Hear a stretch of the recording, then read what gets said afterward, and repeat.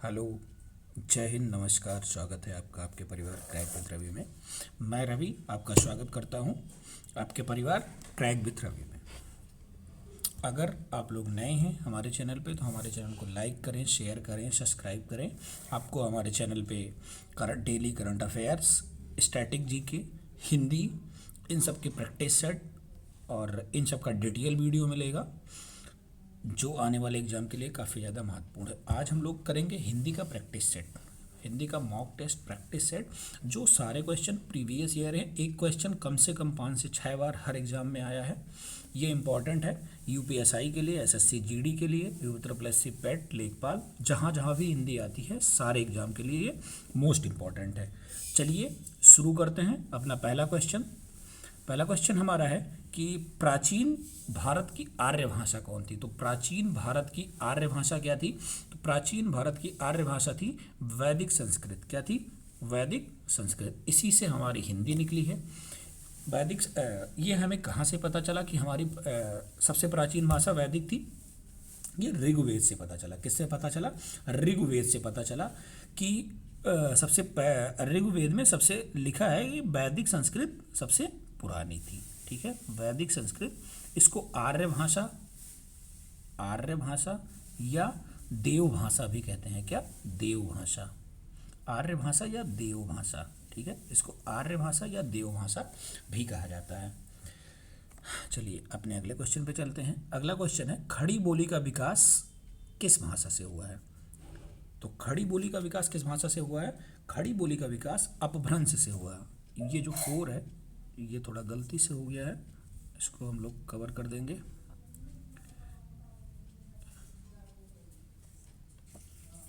ठीक है, किससे हुआ है? अपभ्रंश से हुआ। किससे हुआ है? अपभ्रंश से हुआ है। खड़ी बोली का विकास अपभ्रंश से हुआ है। चलिए अगले क्वेश्चन पे चलते हैं अपना। अगला क्वेश्चन हमारा है कि सूरसागर जो रचना है, सूरसागर, ये क्या है? एक रचना है, सूरदास जी की एक रचना है सूरसागर। क्या है? सूरसागर। तो वो किस भाषा में लिखी है? सूरसागर किस भाषा में लिखी है? सूरसागर ब्रज भाषा में लिखी है। किस भाषा में लिखी है? ब्रज भाषा में लिखी है। सूरदास जी ने अपनी अधिकतम रचनाएं ब्रज भाषा में की है। चलिए अपने अगले क्वेश्चन पे चलते हैं। अगला क्वेश्चन हमारा है कि भारतीय संविधान में किस अनुच्छेद के अंदर हिंदी को संघ की राजभाषा का क्या दर्जा दिया गया है? हिंदी क्या है? हमारी राजभाषा है। हिंदी क्या है? हमारी राजभाषा है। हिंदी को राजभाषा का दर्जा किस अनुच्छेद में दिया गया है? तो ये आर्टिकल 343 के सब आर्टिकल 1 में लिखा है कि हिंदी हमारी राजभाषा है। ठीक है, हिंदी हमारी राजभाषा है। ये किस भाग में लिखा है? तो ये भाग 17 में लिखा है। किस भाग में? भाग 17 में भाषा का उल्लेख है। भाग 17 में भाषा का उल्लेख है। और हमारी लिपि क्या है? राजभाषा हमारी हिंदी है और इसकी लिपि क्या है? देवनागरी। क्या है? देवनागरी। ठीक है, इसकी लिपि है देवनागरी। ठीक, कब अडॉप्ट की गई? ये अडॉप्ट की गई 14 सितंबर 1949 में। कब? 14 सितंबर 1949 में। इसीलिए हम 14 सितंबर को हिंदी दिवस के रूप में मनाते हैं। 14 सितंबर को हिंदी दिवस। क्या? हिंदी दिवस। ठीक, चलिए अपने अगले क्वेश्चन पे चलते हैं। कौन सी भाषा की लिपि देवनागरी लिपि है? तो किस भाषा की लिपि देवनागरी लिपि है? आइए पहले हम लोग देवनागरी लिपि में जानते हैं किस किस भाषा की लिपि देवनागरी है। तो देवनागरी के लिए कौन कौन सी भाषा आती है? संस्कृत आती है, पाली आती है, हिंदी आती है, मराठी आती है, कोंकणी आती है, सिंधी, कश्मीरी, नेपाली, गढ़वाली, बोडो, मगही, भोजपुरी और मैथिली। ये जितनी भाषाएं हैं और भी भाषाएं हैं, ये सारी भाषाएं किस में आती हैं? ये सारी भाषाएं देवनागरी लिपि में लिखी जाती हैं। तो हमारे ऑप्शन में क्या मिला मुझे? मराठी की लिपि क्या है? देवनागरी लिपि है। चलिए अगला क्वेश्चन शुरू करते हैं। अगला क्वेश्चन हमारा है कि हिंदी में कितनी उपभाषाएं हैं? तो हिंदी की कितनी उपभाषाएं हैं? हिंदी की 5 उपभाषाएं हैं। कितनी उपभाषाएं हैं? हिंदी की 5 उपभाषाएं। आइए 5 उपभाषाओं के बारे में जानते हैं और उनकी बोली के बारे में जानते हैं। हिंदी की 5 उपभाषाएं हैं, कौन कौन सी हैं? पहली है पश्चिमी हिंदी, क्या है? पश्चिमी हिंदी, ठीक है, पश्चिमी हिंदी। पश्चिमी हिंदी में कौन कौन सी बोली आती है? तो पश्चिमी हिंदी में खड़ी बोली आती है, हरियाणवी आती है, खड़ी बोली को ही कौरवी भी कहते हैं, कौरवी, ठीक है, खड़ी बोली को ही कौरवी बोलते हैं, सॉरी कैरवी नहीं, कौरवी। हरियाणवी, ब्रजभाषा, बुंदेली और कन्नौजी, ये किस में आती हैं? ये सब आती हैं पश्चिमी हिंदी में। राजस्थानी हिंदी में क्या क्या आती है? राजस्थानी हिंदी में आती है मारवाड़ी, जयपुरी, मेवाती और मालवी। ये 4 किस में आती हैं? राजस्थानी हिंदी में आती हैं। इसके बाद आती है हमारी पूर्वी हिंदी। पूर्वी हिंदी में क्या क्या आती है? अवधी, बघेली और छत्तीसगढ़ी। ये 3 उप बोलियाँ किस में आती हैं? पूर्वी हिंदी में आती हैं। बिहारी हिंदी में क्या क्या आती है? भोजपुरी, मगही और मैथिली। ये 3 किस में आती हैं? बिहारी हिंदी में, भोजपुरी, मगही और मैथिली। पहाड़ी हिंदी में 2 भाषाएं आती हैं, कुमाऊनी और गढ़वाली। तो हिंदी की कितनी उपभाषाएं हैं? हिंदी की 5 उपभाषाएं हैं, जो इस प्रकार हैं: हिंदी, पश्चिमी हिंदी, राजस्थानी हिंदी, पूर्वी हिंदी, बिहारी हिंदी और पहाड़ी हिंदी। इन सब की बोलियाँ ये एग्जाम में आती हैं। आ जाएगी कि पश्चिमी हिंदी की कौन सी बोली नहीं है, ये 4 दे के 1 दे देगा नहीं वाला पूछेगा। चलिए अपने अगले क्वेश्चन पे चलते हैं। अगला क्वेश्चन हमारा है कि हिंदी वर्णमाला में वर्ण है। तो हिंदी वर्णमाला में कुल कितने वर्ण हैं? हिंदी वर्णमाला में कुल 52 वर्ण हैं। 52 वर्ण कैसे हैं? आइए इस पर देखते हैं कैसे हैं, क्या क्या है। हिंदी में कुल मूल स्वर कितने हैं? हिंदी में जो मूल स्वर हैं वो कितने हैं? वो 11 हैं, ठीक है। हिंदी में मूल स्वर कितने हैं और मूल व्यंजन, क्या मूल स्वर और मूल व्यंजन कितने हैं? 11 कितने हैं? 11। तो 11। उसके बाद क्या बचा? उसके बाद आता है अयोगवा। अयोगवा कौन सा है? अंग और आह, ये क्या है? हमारे अयोगवा हैं, ठीक है। उसके बाद क्या आता है? संयुक्त व्यंजन आता है। संयुक्त व्यंजन कितने हैं? 4 हैं। कौन कौन से? छत्र, ज्ञा और स्रा, ठीक है। ये हमारे क्या है? ये 4 हमारे संयुक्त व्यंजन हैं। 2 हमारे द्विगुण व्यंजन हैं। कौन? द्विगुण व्यंजन। इनको डा और ढा को हम क्या बोलते हैं? द्विगुण व्यंजन बोलते हैं, ठीक है। तो ये हो गए हमारे वर्णमाला। मूल स्वर कितने? 11, अयोगवा 2, मूल व्यंजन 33, संयुक्त व्यंजन 4 और द्विगुण व्यंजन 2, सारे मिला के 52, ठीक है। तो हिंदी वर्णमाला में कितने वर्ण होते हैं? 52। चलिए अगले क्वेश्चन पे चलते हैं। अगला क्वेश्चन हमारा है हिंदी वर्णमाला में स्पर्श व्यंजनों की संख्या कितनी है? तो स्पर्श व्यंजनों की संख्या कितनी है? स्पर्श व्यंजन कितने हैं? टोटल 25 हैं। कितने हैं? 25 हैं। कहाँ से शुरू होते हैं? का से लेके माँ तक। इनको हम लोग क्या बोलते हैं? इनको हम लोग बोलते हैं स्पर्श व्यंजन। का से लेके माँ तक स्पर्श व्यंजन होते हैं। आइए जानते हैं कितने भागों में बांटा गया है। इनको 5 भागों में बांटा गया है। उनमें सारे वर्णों को जानते हैं। तो सबसे पहले किस में बांटा गया? इनको कंठ में बांटा गया। कंठ किसको बोलते हैं? कर्ण, का वर्ण को। इसकी एक ट्रिक हमने आपको बताई थी, के, टी, एम, डी और ओ। ये 5 के, टी, एम, डी, ओ इसी ऑर्डर में होते हैं। के, टी, एम, डी, ओ ये इसी ऑर्डर में होते हैं। कंठ में क्या आता है? का वर्ण आता है। एग्जाम में खूब क्वेश्चन आते हैं, कंठ वर्ण का दे देगा, आपसे पूछेगा कौन सा है कौन सा नहीं है। उसके बाद क्या आता है? तालु वर्ण। तालु वर्ण में क्या आता है? चा वर्ण आता है। चा वर्ण तालु वर्ण में आता है। का वर्ण कंठ वर्ण में आता है। जैसे इसमें का, खा, गा ऐसे 5 आते हैं, ठीक है। इसमें चा, छा, जा और झा, इया, ये 5 आते हैं। टा वर्ण में टा, ठा, डा, ढा और अड़ा, ये क्या आते हैं? ये आते हैं मूर्धन्य में। इनको क्या बोलते हैं? मूर्धन्य। अगला क्या होता है? दंत। दंत में क्या आता है? ता, था, दा और धा, फिर ना। ये क्या होते हैं? ये हमारे होते हैं दंत वर्ण। ये क्या होता है? ओष्ठ वर्ण। इसकी स्पेलिंग थोड़ी मिसप्रिंट है, ओष्ठ ऐसे लिखा जाता है। ओष्ठ वर्ण में क्या आता है? पा वर्ण को ओष्ठ वर्ण बोलते हैं। पा, फा, बा, भा और मा, इनको क्या बोलते हैं? ओष्ठ वर्ण बोलते हैं। ये हैं 5 प्रकार के। कितने? स्पर्श व्यंजन इसको बोलते हैं। क्या बोलते हैं? स्पर्श व्यंजन। ठीक है, स्पर्श व्यंजन कितने होते हैं? इनकी संख्या 25 होती है। 5 5 5, पाँचों में 5 5 होते हैं। समझ में आया? चलिए अगला क्वेश्चन देखते हैं। अर्धस्वर कौन से हैं? अर्धस्वर मोस्ट इंपॉर्टेंट है, बहुत आता है एग्जाम में।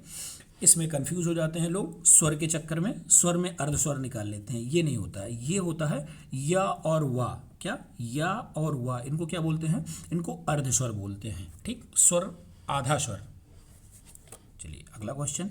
अगला क्वेश्चन हमारा है, निम्न में से कौन सा संज्ञा का उदाहरण नहीं है? तो संज्ञा की परिभाषा हमने आपको बताई थी, किसी का भी नाम संज्ञा है। किसी का भी नाम, किसी का नाम कोई भी है, किसी का नाम संज्ञा है। ठीक है, ये कितने प्रकार की होती हैं? ये मुख्यतः 5 प्रकार की होती हैं। कितने भेद होते हैं इनके? 5 भेद होते हैं। कौन कौन से? व्यक्तिवाचक, जातिवाचक, क्या?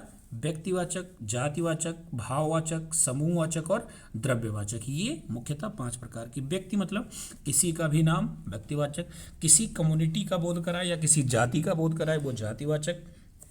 भाववाचक संज्ञा वो संज्ञा होती हैं जिनको हम लोग महसूस करते हैं, खाली फील करते हैं, वो क्या हो जाती हैं? हमारी भाववाचक संज्ञा हो जाती हैं। द्रव्यवाचक संज्ञा, जैसे कोई द्रव्य है, चीनी है, कुछ भी है, द्रव्यवाचक संज्ञा में आता है। अगला क्वेश्चन हमारा है कि भवानी का पुल्लिंग शब्द क्या होगा? भवानी क्या है? एक स्त्रीलिंग शब्द है। क्या है? भवानी एक स्त्रीलिंग शब्द है। तो भवानी का पुल्लिंग क्या होगा? तो भवानी का पुल्लिंग होता है भाव। क्या होता है? भाव। भवानी का पुल्लिंग भाव होता है। आगे भगवान का स्त्रीलिंग भगवती होता है। सॉरी, भगवान का स्त्रीलिंग क्या होता है? भगवती होता है। ठीक है, जहां पे आपको वान मिलेगा वहां वती जुड़ जाएगा, भगवान, भगवती। ठीक, आगे देखते हैं। हिंदी में लिंग कितने प्रकार के होते हैं? हिंदी में लिंग 2 प्रकार के होते हैं। कितने प्रकार के होते हैं? 2 प्रकार के, पुल्लिंग और स्त्रीलिंग। पुल्लिंग, स्त्रीलिंग। जो स्त्री जाति का बोध कराता है वो स्त्रीलिंग होता है, जो पुल्लिंग पुरुष जाति का बोध कराता है वो क्या होता है? पुल्लिंग होता है। आइए अगला क्वेश्चन देखते हैं। अगला क्वेश्चन हमारा है कि निम्न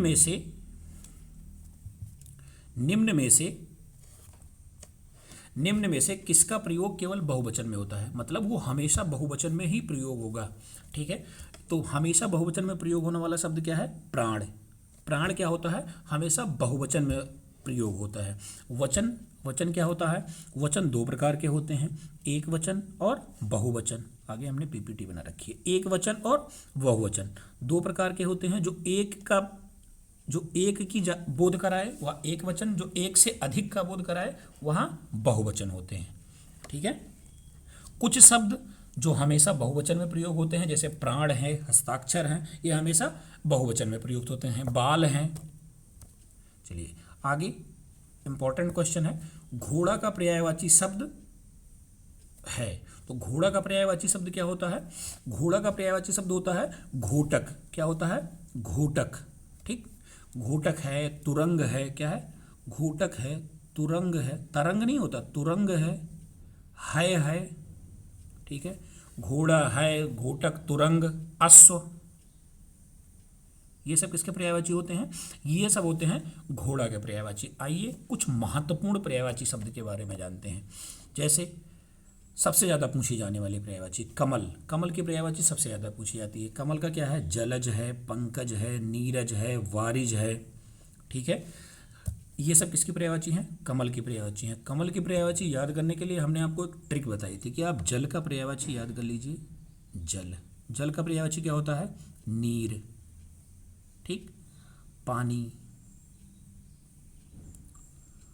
वारी, इन सब की पर्यायवाची में आप जा ऐड कर दीजिए। क्या ऐड कर दीजिए? जा ऐड कर दीजिए, तो वो क्या हो जाएगा? कमल का पर्यायवाची हो जाएगा। इन सब की पर्यायवाची में दा ऐड कर दीजिए। क्या? दा ऐड करेंगे तो किसकी पर्यायवाची हो जाएगी? बादल की पर्यायवाची हो जाएगी। जैसे जलद, नीरद, वारिद, ये सब किसकी पर्यायवाची हो जाएंगी? बादल की पर्यायवाची। एक पर्यायवाची से 4 पर्यायवाची आपकी तैयार होगी और चारों मोस्ट इंपॉर्टेंट है, एग्जाम में बहुत आती हैं।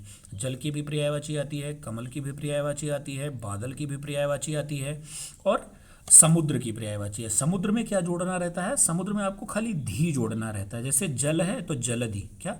जलधि किसकी पर्यायवाची हो जाएगी? समुद्र की पर्यायवाची हो जाएगी। वारी है तो वारिधि। क्या? वारिधि, ये किसकी पर्यायवाची हो जाएगी? ये हो जाएगी समुद्र की पर्यायवाची। ठीक, चलिए अपने अगले क्वेश्चन, इसी में अगला देखते हैं। अगला क्या है हमारे पास? अगला हमारे पास है आग। क्या है? आग। आग का पर्यायवाची क्या होता है? आग का पर्यायवाची होता है अनल। क्या? अनल, ज्वाला, पावक, जातिदेव, हुतासन, बहुत पूछा जाता है, हुतासन। ठीक है, ये सब किसके पर्यायवाची होते हैं? आग के होते हैं। अग्नि, अग्नि, ये सब किसके पर्यायवाची होते हैं? आग के पर्यायवाची होते हैं। चलिए अगला इंद्र का पर्यायवाची मोस्ट इंपॉर्टेंट है। इंद्र का पर्यायवाची बहुत आता है, तो इंद्र के पर्यायवाची में क्या करेंगे हम लोग? इंद्र का पर्यायवाची क्या होता है? इंद्र का पर्यायवाची है देवराज। क्या है? देवराज, पुरिंदर, सचिपति, अमरपति, देवेश, सुरेश, मधवा। क्या? सचपति, पुरिंदर, अमरपति, देवेश, सुरेश, मधवा, ये किसका पर्यायवाची है? ये इंद्र का पर्यायवाची है। अगला कामदेव। कामदेव का पर्यायवाची मोस्ट इंपॉर्टेंट है, बहुत बार एग्जाम में आता है। इसका क्या? मनय, सारंग, मदन, मार, रतिपति और रतीश। क्या? रतीश, ये सब किसके पर्यायवाची है?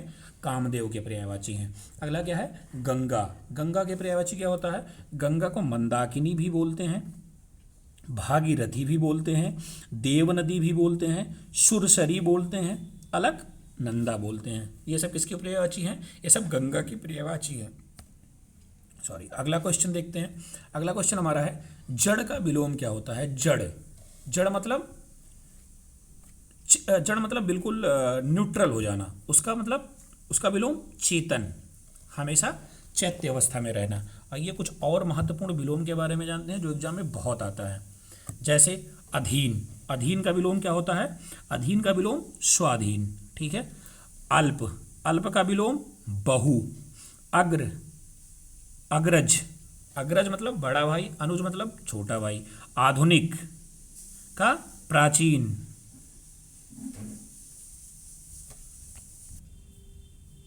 अगला क्या है? अगला है खग। खग का पर्यायवाची क्या होता है? खग का विलोम मृग होता है। घोष, घोष को हम लोग क्या बोलते हैं? घोष को सघोष भी बोलते हैं, घोष रहे या सघोष रहे, इसका विलोम क्या हो जाएगा? अघोष। ठीक है। आगे आगे क्या है हमारे पास? जन्म। जन्म का विलोम क्या होता है? जन्म का विलोम मृत्यु होता है। थाली, थाली का विलोम पत्तल। दैविक, दैविक का विलोम भौतिक। नगर, नगर का ग्राम। नीरस, सरस। निर्दय, सा, ये निर्दय सा हृदय होना चाहिए। क्या? सा हृदय। ठीक है। अगला क्या है? जंगम का स्थावर। क्या? जंगम का स्थावर। ये मोस्ट इंपॉर्टेंट है, बहुत बार एग्जाम में आया है। जंगम का स्थावर, आप इस पे स्टार लगा लीजिए। ठीक है, जंगम का स्थावर, क्योंकि ये थोड़ा उल्टा है तो लोग कंफ्यूज हो जाते हैं। ये इस वीडियो का आखिरी क्वेश्चन है। अगर आपको हमारा तरीका, हमारी मेहनत अच्छी लग रही है तो आप हमारे चैनल को सब्सक्राइब जरूर करें। सब्सक्राइब करें, लाइक करें, शेयर करें, उन लोगों को ज़रूर भेजें जिनको सबसे ज़्यादा ज़रूरत है पढ़ाई की। धन्यवाद। जय हिंद।